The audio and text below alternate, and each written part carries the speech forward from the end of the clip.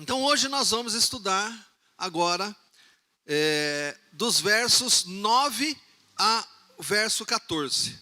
Abra a sua Bíblia, eu quero que você abra a sua Bíblia na carta de Paulo aos Colossenses, capítulo 1, versos de 9 a 14. Deixa aberto aí, deixa ligado, porque se nós vamos estudar, você precisa ler, precisa saber onde é que é. Mas eu quero ler o verso 9. Por essa razão, desde o dia em que o ouvimos, não deixamos de orar por vocês e de pedir que sejam cheios do pleno conhecimento da vontade de Deus, com toda a sabedoria e entendimento espiritual.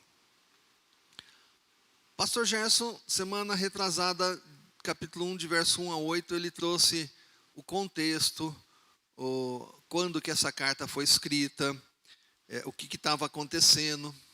Mas Gerson, você me permite, porque eu sei que esse povo não tem memória boa que nem quem, não vou nem dizer a gente, né? Mas não tem memória boa, nós não temos memória boa, eu quero relembrar então alguns pontos nisso. Por quê? Porque o que o Paulo vai tratar daqui para frente, do verso 9, é por causa de tudo aquilo que ele tinha ouvido falar, dos relatos que ele tinha recebido.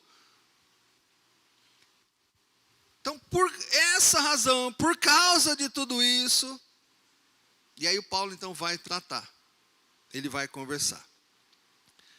Então, o pastor Gerson já falou, mas eu vou relembrar você. Essa carta foi escrita por quem?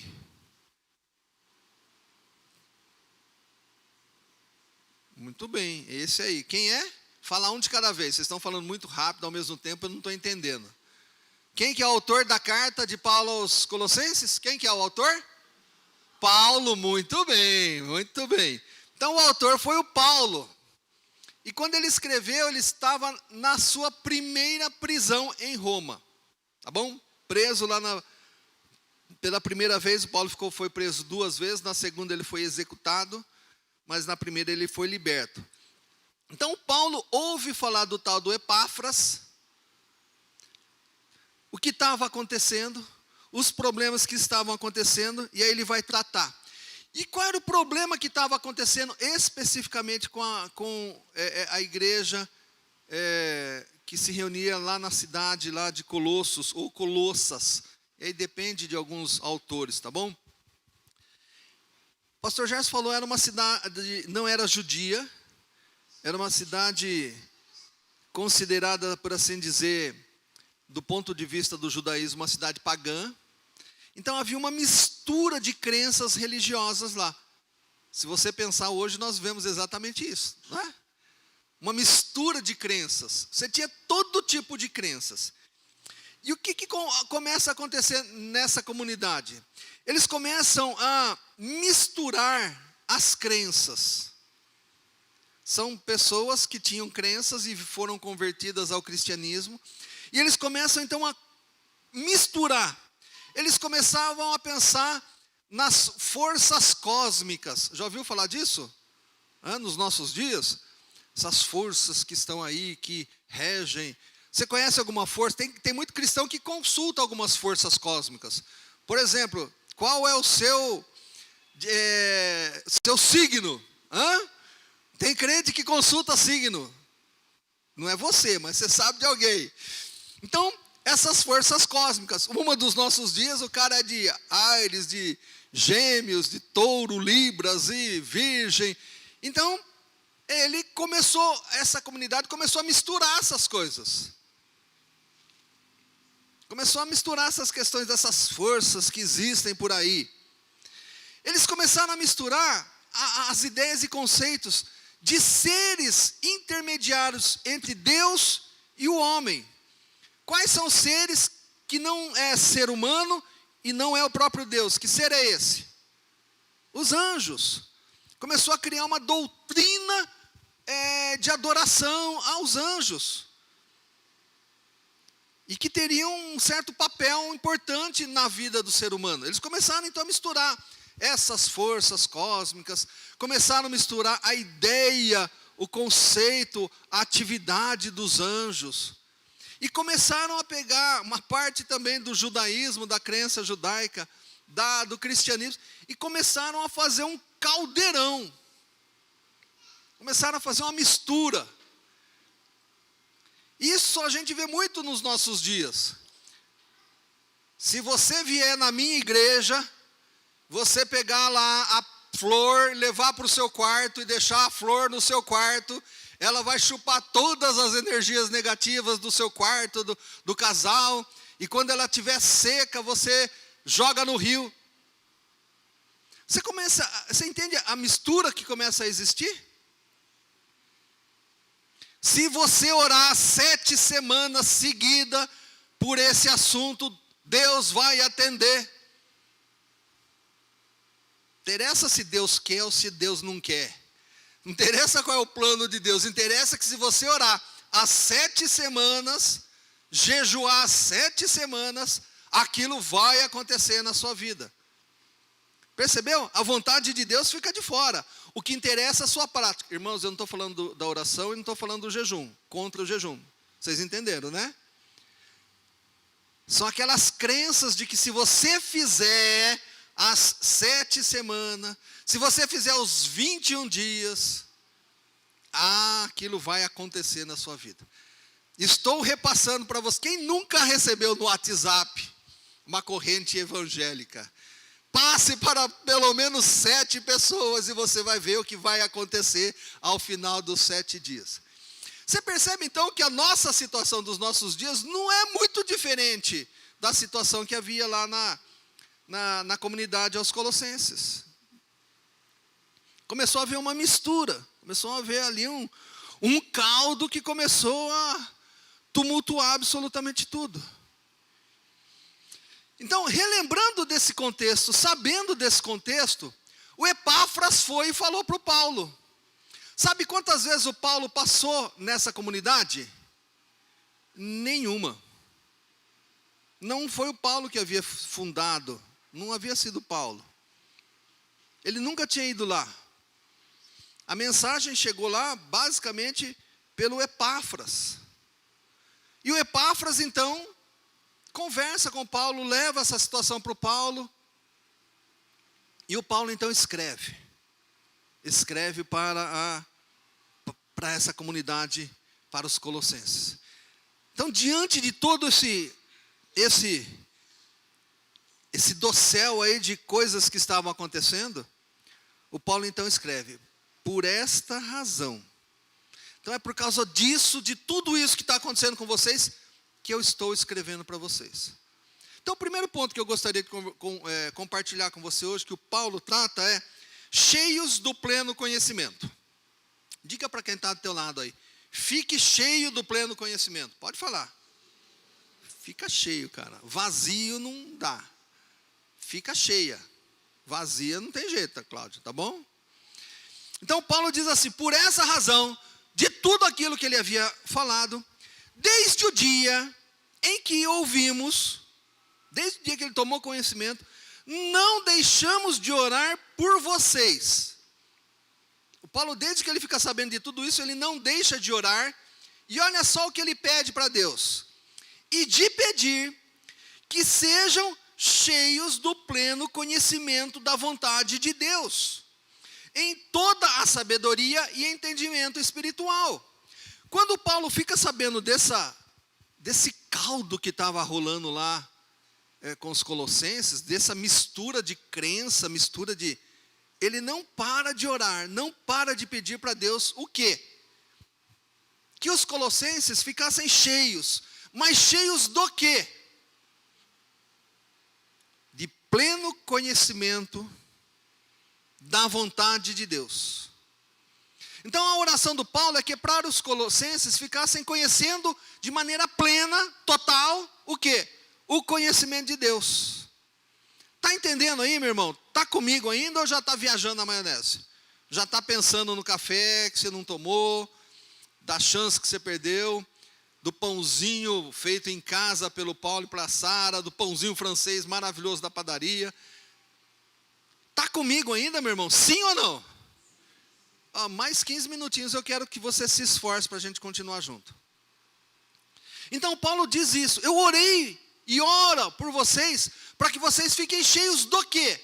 Do conhecimento de Deus, fiquem plenamente cheios disso, com sabedoria e entendimento espiritual, conhecendo a Deus, conhecendo, tendo sabedoria de Deus, eles vão ter então essa condição de discernir as questões espirituais. Por exemplo, se eu venho aqui para vocês e falo assim: o anjo do Senhor vai tomar conta da sua vida, e ele vai mostrar tudo que deve fazer. E para esse anjo estar sempre com você, o que é que você tem que fazer? Acenda uma vela para o anjo, bote um pouco de...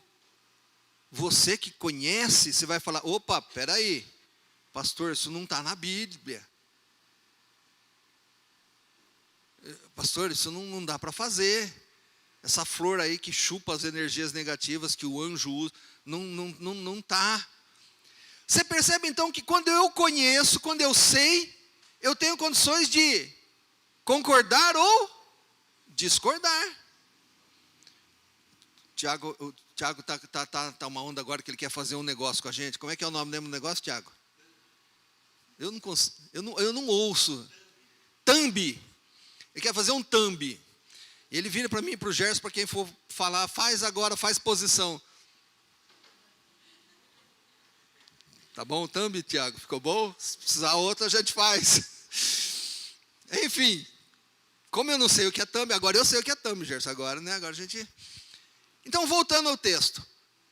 Se o membro da comunidade de Colossos, se o membro da comunidade do Parque Itajaí estiver cheio do pleno conhecimento de Deus, quando enfrentar as bobagens, as heresias, ele vai fazer o quê? Não, para aí. Isso não é assim.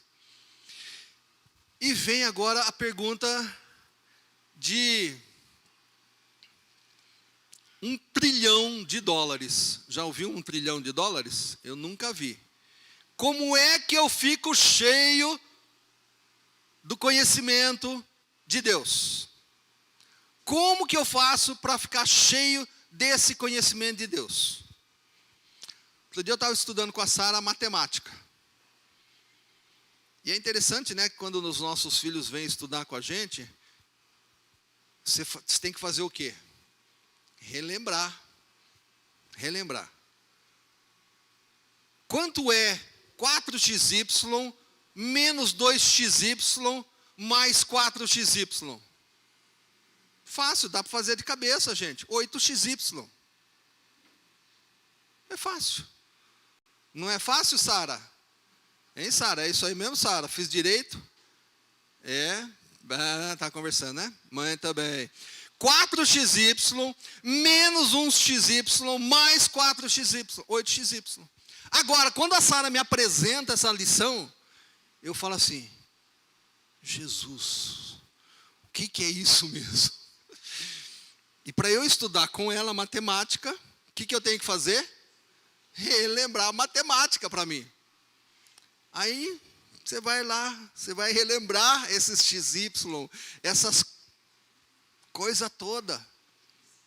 Eu tenho condições de ajudar a Sara a fazer isso se eu não relembrar? Não, nenhuma, gente. Tanto que tem umas lições que ela mostra assim, eu falo assim: Sara, eu não faço ideia do que é isso. Aí eu leio no livro dela e falo: não entendi. Posso ligar para o seu professor de matemática? Aquilo que a gente não sabe, a gente não tem como transmitir.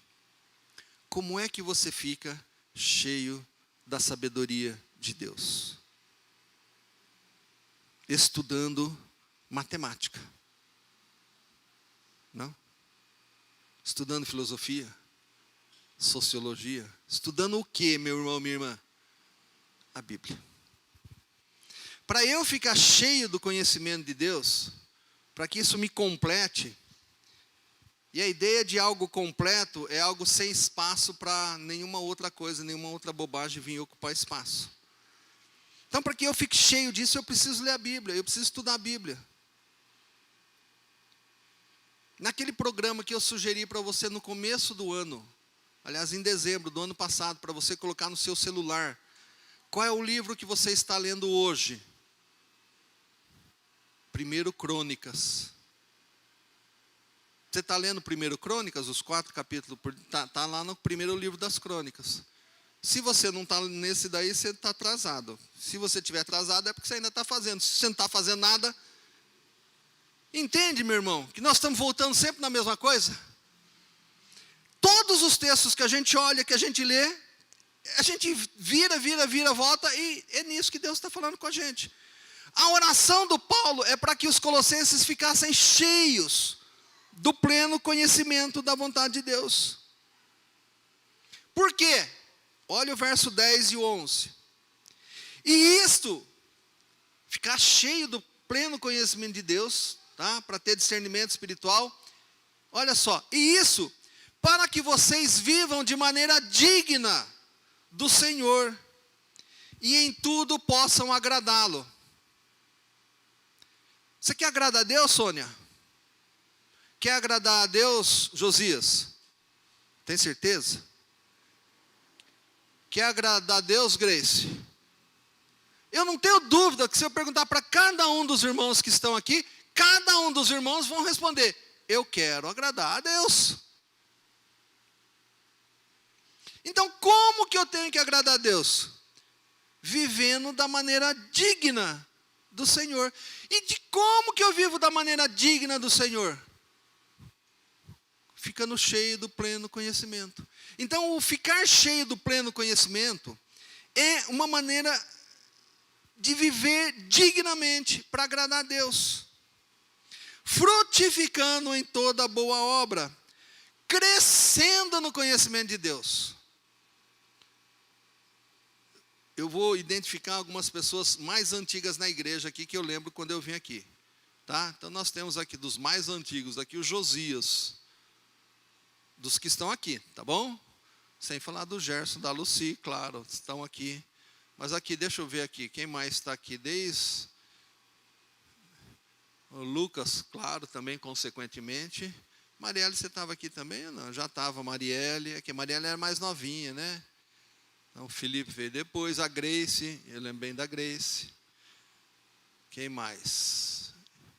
Dos que eu estou vendo aqui, eu acho que é só isso. Dona Ivone, que veio junto, Simone, que veio junto, Sara veio depois.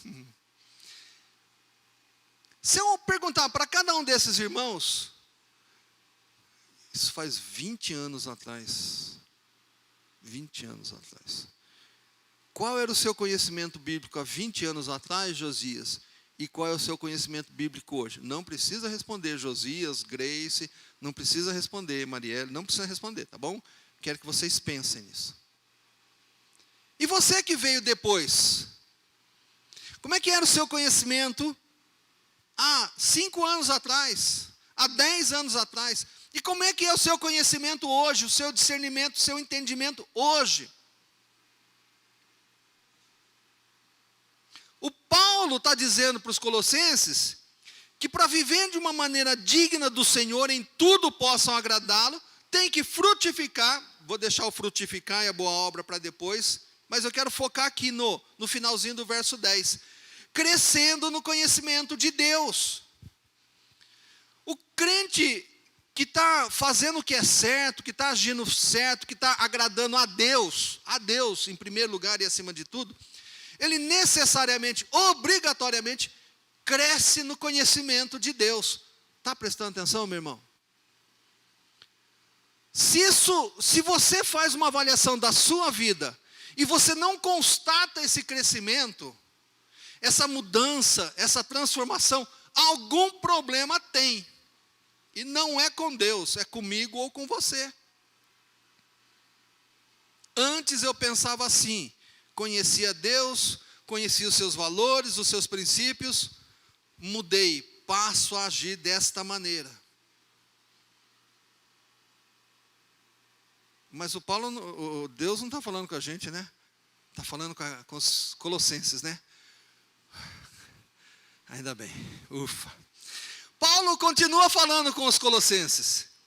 Sendo fortalecidos com todo o poder, de acordo com a força da sua glória. Glória de quem? De Deus. Para que tenham toda perseverança e paciência com alegria. Você percebe que há um encadeamento de ações, de conceitos, de práticas.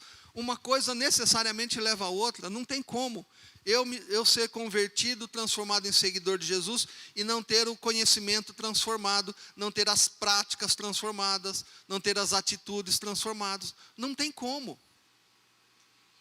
Paulo estava tratando dessa questão dos colossenses, nessa mistura de crenças, nessa mistura de conceitos, as forças. Oh, muito obrigado, grande. Não dá nem para não tomar depois de uma gentileza dessa, né? Então, eu vou tomar. Deixa, depois eu falo isso, mas um copinho ficava mais bonito, né? Ó. Então, Eric, traz um copinho aí para mim. Mas tem que ser aquele azulzinho, Eric, aquele fininho que enfia aqui, porque senão não cabe, tá bom? Não é metidez, não, é o copinho que cabe aqui. Eu não tomei água hoje. Estava morrendo de sede aqui. E o Eric, eu sei que tem a mão da mãe também, né? Que acho que dificilmente a Sara traria uma garrafinha aqui para o papai aqui, né? Se a mãe não torcesse ou beliscasse essa. Mas o Eric veio. Vem cá, Eric, vem cá. Não precisa agachar, não. Pode vir ter. Vem, sobe. Vem cá. Oh, dá um sorriso ali para a câmera, Eric. Obrigado, viu? Deus te abençoe.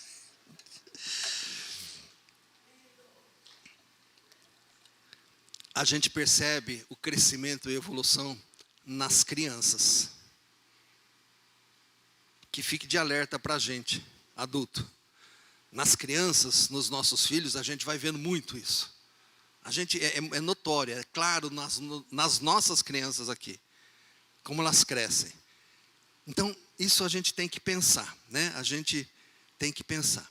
Então, Paulo escrevendo para os colossenses, nessa mistura de crenças, forças naturais, forças do cosmo, seres entre Deus e o ser humano, e como eles afetavam, eles começam então a acreditar em tudo isso, e começam a ter práticas para tudo isso. E aí o Paulo diz, para com tudo isso, você precisa ficar cheio do conhecimento de Deus, você precisa estudar. Para nós ele diria, você precisa estudar a Bíblia. A Bíblia não tinha naquela época, tá? Mas hoje ele diria, se ele escrevesse hoje, ele falaria, vocês precisam estudar a Bíblia. Ler o que está escrito já. E crescer no conhecimento de Deus. Vocês lembram do Eric quando ele nasceu? Deixa eu aproveitar agora. Lembram? Era desse tamanho aí que veio aqui, não era? Nasceu desse tamanho, não é? Foi assim que ele nasceu? Não. Uma criança saudável, ela vai crescendo fisicamente, emocionalmente, intelectualmente, vai crescendo. Aqueles que não crescem é porque tem algum probleminha, não é? Ou é um hormônio do crescimento que falhou, e aí precisa ser ajustado. Ah, não cresce emocionalmente, é porque tem algum problema que precisa ser tratado, precisa ser cuidado, precisa ser administrado. Não é assim, irmãos? Um corpo saudável, natural, a tendência é só crescer. E o cristão também. Quando você foi convertido, como é que você está hoje? Então, esse é o segundo ponto. É a prática, o crescimento. E para encerrar, terceiro ponto nosso é a questão do alicerce. A partir do verso 13, leia aí na sua Bíblia. Né? Essa mudança, essa transformação, esse crescimento acontece como? Dando graças ao Pai, que nos tornou dignos de participar da herança dos santos no reino da luz. O Paulo agora aqui nesses versos, ele vai mostrar essa base, como é que é o crescimento, a transformação. É o Pai que nos tornou dignos. Não somos nós que fazemos algo para sermos salvos, mas o Pai, é Deus que nos torna digno de irmos para o reino. Pois Ele nos resgatou. Pensa nesse conceito aqui. Deus nos resgatou. A ideia de resgate é o quê? É alguém estando numa situação boa, vai e ajuda outro que não está numa situação boa e que não tem condições de sair sozinho daquela situação. O bombeiro que resgata a pessoa que está lá no prédio pegando fogo. A pessoa consegue sair sozinha? Não. Ela está no meio do fogo, não consegue ver, fumaça. É o bombeiro que vai lá e a resgata. A pessoa se afogando lá na praia, no mar. E vai quem? Quem que vai resgatá-la? O salva-vidas. É o salva-vidas que vai até a pessoa. Presta atenção na ideia e no conceito do que Paulo está tratando. O salva-vidas vai lá e resgata aquele que estava morrendo afogado e o traz para a praia. Já, o Dan dirige, o Cléder dirige o que mesmo? Faz tempo, hein? Deu um tilt aí, né? O Cléder dirige agora ambulância. E como é que normalmente nós chamamos essas ambulâncias? Resgate. Tocando sirene, quem dirige, né? Está no trânsito tocando sirene. Você olha para tentar sair da frente, você geralmente quer saber se é polícia ou é o resgate, ou do corpo de bombeiro ou da ambulância. O que é que o cara da ambulância dirige, a equipe da ambulância vai fazer? Ela vai resgatar a pessoa que está doente, que teve um infarto, um derrame, seja lá qual for, a mulher que está dando a luz, seja qual for, precisa da ajuda. É isso que Deus fala aqui. Ele, presta atenção, Ele nos resgatou. Ele veio na nossa direção. Nós estávamos lá mortos, afundados, sob o domínio das trevas, do mal. Ele veio e Ele nos resgatou. Ele nos salvou. Ele nos tirou. E quando Ele nos tira do reino das trevas, o que Ele faz? Nos leva para o reino de seu amado Filho. É o que Paulo está dizendo aí para os Colossenses, no verso 13 do capítulo 1. Em quem temos a redenção, a saber, o perdão dos pecados. Então, o alicerce da fé é essa. Nós estamos entregues à morte, Deus vem, nos resgata e nos resgata para o reino dele. Quem é que faz isso? Jesus, através de como? Da redenção, do perdão dos nossos pecados. Então, Paulo está retomando aqui com os Colossenses a base, o alicerce da fé. Não é nada dessas forças que você tem pensando aí. Esse negócio de ler horóscopo, você que lê horóscopo, para com isso. E tem agora horóscopo cristão. Fizeram isso também.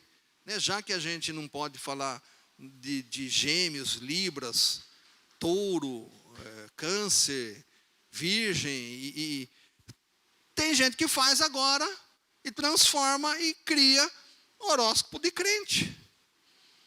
Tem gente que usa material que foi feito com uma finalidade como horóscopo de crente. Você já viu aqueles livros de meditações diárias? Já conhece algum tipo? São excelentes instrumentos para nos ajudar, né? Para nos conduzir no dia da nossa meditação.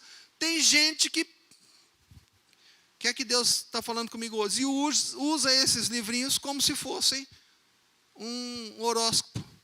Porque o horóscopo sai todo dia. E todo dia, se você prestar atenção, ele fala quase a mesma coisa. E é sempre o mesmo. Não é verdade? Não, o Josias falou que não. Às vezes muda, né, Josias? Brincadeira, Josias. Então, o horóscopo, ele não determina a nossa vida. É isso que nós precisamos entender. É isso que Paulo está falando para os Colossenses. Aquele culto que eles começaram a fazer aos anjos, os mais velhos vão se lembrar do livro Este Mundo Tenebroso. Número 1 e número 2. Não sei quem leu. Depois desses dois livros, um livro de romance gospel, né? Criou-se uma doutrina sobre os anjos. Criou-se, e muita gente que viu ali, achou que era aquilo ali, que tinha que ser daquele jeito, se não orasse, o anjo não vinha, se o anjo não vinha, as coisas não aconteciam. O foco virou o anjo, o foco não é Deus mais, é o anjo. E se você olhar na internet aí, Como atrair o seu anjo. Coloque no Google lá, como atrair o seu anjo. Você vai achar. E tem muito cristão, crente, indo atrás disso. O que é que eu faço para atrair meu anjo, para o meu anjo vir? Gente, não é isso. Então Paulo está tratando disso aos Colossenses.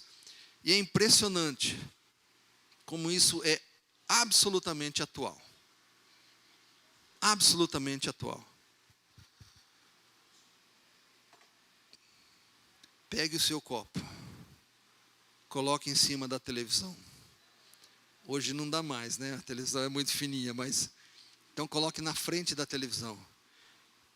E o pastor da igreja tal ora, e o seu copo, aquela água, depois você dá de beber para a pessoa que está doente, para a pessoa que você está orando, e Deus vai fazer as coisas acontecer. Você percebe como o ser humano tem essa necessidade de materializar as coisas? Desde na Bíblia, no Velho Testamento, até os dias de hoje, a gente precisa de uma materialização da fé. O ser humano parece que quer isso. E Deus fala, não precisa, sou eu. Ele nos resgatou do domínio das trevas e nos transportou para o reino do seu Filho amado, em quem temos a redenção, a saber, o perdão dos pecados. Meu irmão, mais uma vez, leia a carta aos Colossenses. 4 capítulos. 4 capítulos. Se você tivesse lido, essa nossa conversa seria outra. Seria outra. Então fica aqui o desafio para você, para a gente estudar a carta aos Colossenses. Será semana que vem? Não. O que é que tem semana que vem? Aliás, que domingo é hoje? Domingo de Ramos. Isso. Na nossa história, vou usar esse termo, tá bom? Na nossa história, né? A gente sempre foi acostumado, a gente viu as práticas de que no domingo anterior à Páscoa se celebrava o domingo de Ramos, que foi aquele dia em que Jesus entra triunfalmente em Jerusalém. Tá? Isso tem uma base histórica, né? Jesus entra triunfalmente em Jerusalém e é recebido como o rei. Mas, naquela mesma semana, toda a história se inverte. Ele é preso, crucificado, morto e ressuscita. Domingo que vem é domingo de Páscoa. É quando nós celebramos a Páscoa. Aconteceu domingo que vem? Há muito tempo atrás? A gente não tem certeza, tá bom, irmãos? Mas é o dia que nós escolhemos para celebrar, que é o domingo da Páscoa. Então, domingo que vem, por tradição nossa aqui da nossa igreja, o que é que nós fazemos no domingo de Páscoa? Nós fazemos o nosso culto a que horas? 6 da manhã. Domingo que vem nós não temos escola dominical. A gente tem o nosso culto e depois a gente toma um belo de um café da manhã aqui. Celebrando o quê? A Páscoa. Então, domingo que vem nós teremos a nossa celebração. Que horas vai ser? 6 da manhã. E tradição é nós que fazemos. Se um dia nós quisermos mudar essa tradição, nós podemos mudar. Por quê? Porque isso não está na Bíblia. Não está na Bíblia. Não pode virar um dia santo, nesse sentido de, não pode fazer, não pode mexer. Nós podemos mudar. Um dia a igreja fala, pastor, nós queremos aqui, em vez de fazer às 6 da manhã, queremos fazer às 9 da manhã. Podemos fazer? Pode. É uma escolha nossa aqui que a gente combina e faz. Tudo bem? Então, enquanto ainda vocês não falam nada, a gente presume que estão gostando, né, Gerson, dessa tradição anual. Então, a gente vai fazer domingo que vem às 6 da manhã. E depois teremos um café às 6 da manhã. E o nosso culto à noite às 19 horas. E hoje também. Tá bom? Então, domingo que vem já é Páscoa, meu irmão. 1/3 do ano já foi. Estava comentando com a Simone e falou assim, como as coisas voam. Passam muito rápido. Já é abril. Daqui a pouco nós já estamos falando de Natal. Presta atenção, já nós estamos falando de Natal, de peça de Natal. Então, domingo que vem, 6 da manhã, culto de Páscoa, culto da ressurreição, às 6 da manhã, tá bom? Hoje à noite, nós teremos uma visita muito especial de uma família, estará conosco aqui, né?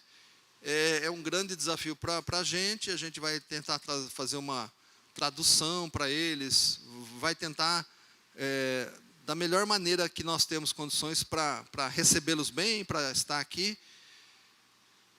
Você pode dar um tchau, um oi, né? Seja, Deus abençoe, então fale que a gente pode até falar para eles, Deus abençoe o significado disso. Mas é algo novo, tanto para nós quanto para eles, tá bom? Vamos acertar algumas coisas, provavelmente erraremos outras, mas nós não podemos deixar de receber esses nossos irmãos, tá bom?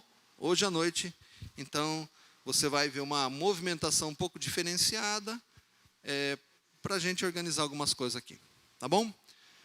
Vamos orar, encerrando o nosso culto, iniciando a nossa escola dominical?